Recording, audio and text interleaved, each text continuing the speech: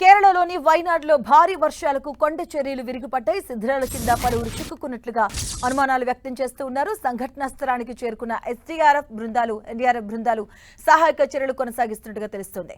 కల్లాడి సొరంగ నిర్మాణ ప్రాంతంలో కొండ చర్యలు విరిగిపడడంతో పలువురికి గాయాలయ్యాయి. గాయపడ్డ వారిని ఆసుపత్రికి తరలించారు.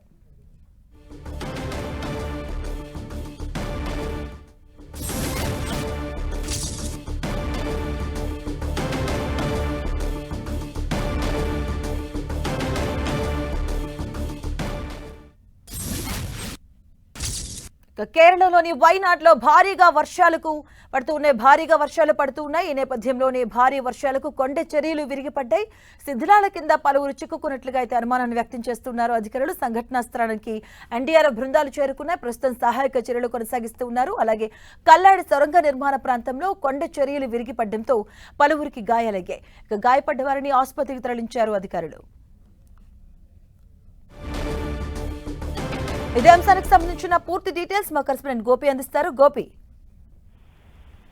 భారీ వర్షాల కారణంగా కేరళలోని వాయనాడ్ జిల్లా ముప్పిడి సమీపంలో కల్లాడి సొరంగ నిర్మాణ ప్రాంతంలో కొండ చర్యలు విరిగిపడ్డాయి. కొండ చర్యలు ఒక్కసారిగా కూలిపోవడంతో నిర్మాణ ప్రాంతంలో పనిచేస్తున్న పలువురు కార్మికులు శిథిలాల కింద చిక్కుకున్నట్లు కూడా సమాచారం అందుతుంది. ఘటనలో 5గురు గాయపడ్డట్టుగా కూడా ప్రాథమికంగా కొంత సమాచారం అందుతుంది. వారిని సమీప ఆసుపత్రులకు తరలించడం జరిగింది. అయితే సమాచారం అందుకున్న వెంటనే పోలీసులు, అగ్నిమాపక సిబ్బంది, రాష్ట్ర విపత్తుల నిర్వహణ బృందం, ఎన్డీఆర్ఎఫ్ బృందాలు సంఘటన స్థలానికి చేరుకొని సహాయక చర్యలు చేపట్టడం జరిగి భారీగా మట్టి రాళ్ల కుప్పల కారణంగా సహాయక చర్యలకు కొంత అంతరాయం ఏర్పడుతున్నప్పటికీ శిథిలాల తొలగింపు ప్రక్రియ కొనసాగుతూ ఉంది. చిక్కుకున్న వారి పైన కూడా, అంటే ఎంతమంది ఉన్నారో అది శిథిలాల కింద అన్న దానిపైన కూడా ఇంకా అధికారిక సమాచారం అయితే రావాల్సి ఉంది. ప్రస్తుతం ఇంకా సహాయక చర్యలు అయితే కొనసాగుతున్నాయి. గత సంవత్సరం కూడా ఇదే విధంగా వాయనాడులో భారీ కొండ చర్యలు విరిగిపడి విపత్తు సంభవించడం జరిగింది. మరి ప్రస్తుతం ఈ యొక్క ఘటనకు సంబంధించి అధికారులంతా కూడా అప్రమత్తం అవడం జరిగింది.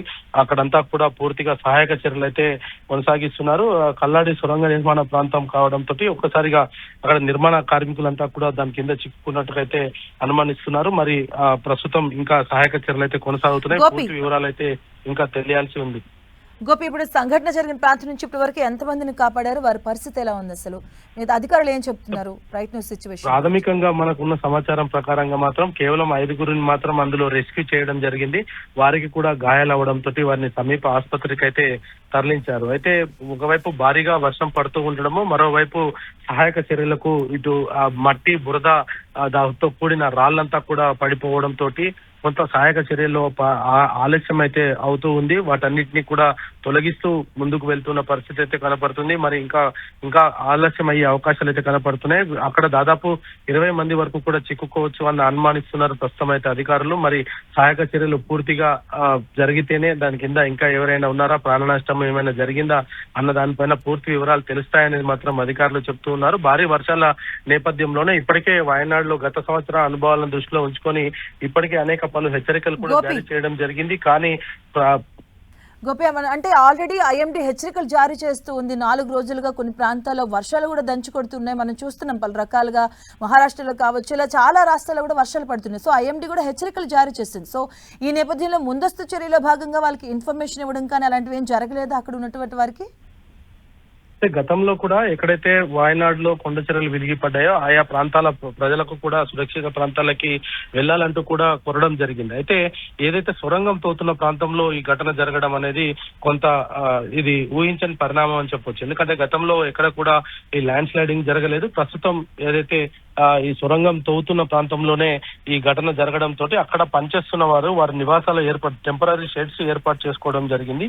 మరి అటువంటి షెడ్స్ పైన కూడా పూర్తిగా ఈ బురద మట్టితో కూడిన రాళ్లు పడిపోవడంతో శిథిలాల కింద పలువురు అయితే చిక్కుకున్నట్లుగా అధికారులు అయితే గుర్తిస్తున్నారు. ప్రస్తుతం ఎన్డీఆర్ఎఫ్ బృందాలు శిథిలాల తొలగింపు ప్రక్రియనైతే కొనసాగిస్తూ ఉంది. గాయాలు కావడం అయిన వారికి, అంటే దాదాపు 5గురిని ఇప్పటి వరకు అయితే రెస్క్యూ చేసినట్టుగా మనకు సమాచారం అందుతుంది. దాంట్లో వాళ్ళందరినీ కూడా సమీప ఆసుపత్రికి అయితే తరలించారు. ఘటనకు సంబంధించిన అంశం ఏదైతే కల్లాడి సొరంగ నిర్మాణ ప్రాంతంలో అయితే సొరంగం తవ్వుతున్నందుకే ఈ యొక్క కుప్ప కూలిపోయిందా, ఈ యొక్క కొండ చర్యలు విరిగిపడ్డాయా, లేదంటే ఇంకా ఏదైనా కారణాలు ఉన్నాయన్న దానిపైన కూడా ఇంకా కొంత సమాచారం అయితే రావాల్సి ఉంది. మరి సొరంగం ప్రాంతం కూలిపోయిందా లేదంటే దాని పైన ఉన్న కొండ చర్యలంతా కూడా ఈ యొక్క భారీ వర్షానికి కూలి కిందకి పడినాయా అన్న దానిపైన కూడా ఇంకా సమాచారం అయితే అందాల్సి ఉంది. ప్రస్తుతం సహాయక చర్యలు కొనసాగుతున్నందున అధికారులు ఎవరు కూడా దీనికి సంబంధించి కూడా పూర్తి స్థాయి సమాచారం అయితే ఇవ్వట్లేదు. మనకు అందుతున్న సమాచారం మనకు మాత్రం 5గురు ఇందులో తీవ్రంగా గాయపడినట్టు వాళ్ళని స్థానిక ఆసుపత్రులకు అయితే తరలించినట్టుగా తెలుస్తుంది. ఒకవైపు బురద మట్టి రాళ్లు ఉండడంతో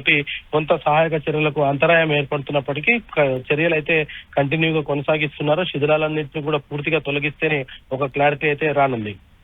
గోపి, అంటే గతంలో కూడా ఇలాంటివి చూసాం మనం, వరదల్లో చిక్కుకోవడం, భారీగా అంటే మరణించడం. 2019లో చూసుకోవచ్చు ఒక 20 మందికి పైగా, అండ్ మరో 2024లో కూడాను అంటే 420 మందికి పైగా చనిపోయారు ఇలాంటి భారీ కొండ చర్యలు విరిగిపడి కూడా ఇలాంటి ఇన్సిడెంట్ వల్ల. సో ఇప్పుడు అలాంటి ముందస్తు చర్యల భాగంలో అక్కడ ఎటువంటి సహాయక చర్యలు ఏర్పాటు చేయలేదా? ఇప్పుడున్న సిచ్యువేషన్ ఏంటి అసలు? అక్కడ అధికారులు ఏం చెప్తున్నారు, అక్కడ వారు ఏం చెప్తున్నారు?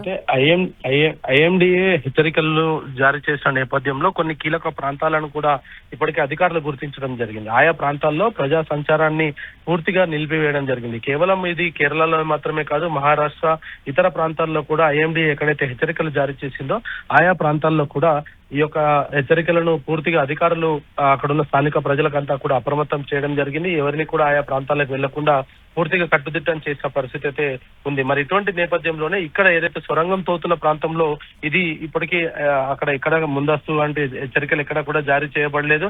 మరి సొరంగం తోతున్న ప్రాంతంలో ఒకవైపు నిర్మాణ పనులు జరుగుతున్న సమయంలోనే వర్ష దాటికి పైన ఉన్న కొండ చర్యలు పూర్తిగా విరిగి కిందికి పడిపోవడము, ఆ వరద అదే విధంగా రాళ్లతో కూడిన వరద రావడంతో కింద ఎక్కడైతే నిర్మాణానికి సంబంధించిన కార్మికులు ఉన్నారో వారి కోసం ఏర్పాటు చేసుకున్న ఇళ్లలో కూడా ఈ యొక్క పూర్తిగా ఈ బురద వరద రావడం తోటి వాళ్ళంతా కూడా దాంట్లో చిక్కుకుపోవడం జరిగింది. పైగా కొండ చర్యలన్నీ పడిన నేపథ్యంలో అక్కడ భారీగా రాళ్లంతా కూడా కిందికి పడిపోవడం తోటి కొంత ఆ రాళ్ల తొలగింపు వీటన్నిటి ప్రక్రియ అయితే కొంత ఆలస్యం అయితే జరుగుతూ ఉన్న పరిస్థితి కనపడుతుంది. అయితే అక్కడ వెంటనే స్థానికంగా ఉన్న వాళ్ళంతా కూడా సహాయక చర్యలు చేయడంతో 5గురిని మాత్రం రక్షించినట్టుగా అయితే కొంత సమాచారం అందుతుంది. వాళ్ళకి కూడా కొన్ని దెబ్బలు తగిలినట్టుగా తెలుస్తుంది. వాళ్ళని సమీప ఆసుపత్రికి అయితే తరలించడం జరిగింది. అయితే ఇటు ఐఎండిఏ హెచ్చరికల నేపథ్యంలో ఇటు ఇప్పటికే అన్ని రాష్ట్రాలను కూడా ఐఎండిఏ హెచ్చరికలు జారీ చేయడం జరిగింది. ఆయా రాష్ట్రాల్లో కూడా దీనికి సిద్ధమైన పరిస్థితి అయితే చూస్తూ వచ్చాం. కానీ అకస్మాత్తుగా జరిగిన ఈ యొక్క